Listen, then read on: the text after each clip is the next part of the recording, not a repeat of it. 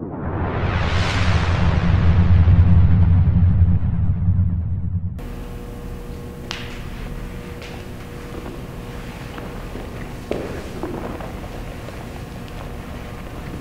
let's start with the day of the accident. Oh, no accident. I wanted to shoot her. Suppose we decide later just what you wanted to do. Silly. The difference between 10 years in prison and freedom's not silly, Dorian. I don't care what happens to me. Do you care what happens to your children? Yes, I do.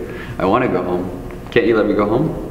Not now, but we're working on it. It will help us if you could reconstruct the day. Well, I woke up that morning and I noticed she didn't sleep at home. She used to not do that a lot. Come home. Did she ever offer any explanations for her behavior? Certainly. She told me to shut up and mind my own business. I see. Well, but that day I got mad. Well, I got worried. Well, I got mad. Because it was the fourth night in a row she didn't come home. And that made you angry? Sure. It was getting to be a habit.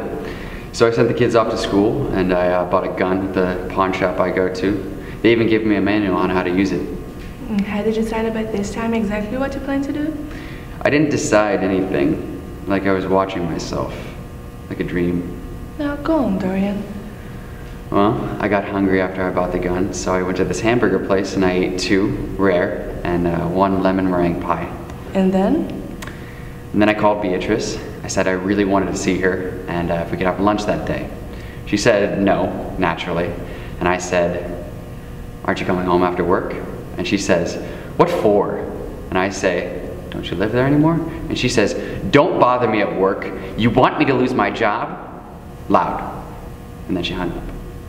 And what did you do? And then I was hungry still, so I got chocolate nut bars and I went outside of her office and I waited for her all afternoon. I kept eating the chocolate bars, waiting for her to come out. And then I followed her, and then I shot her. And after you shot her, how did you feel then? Hungry.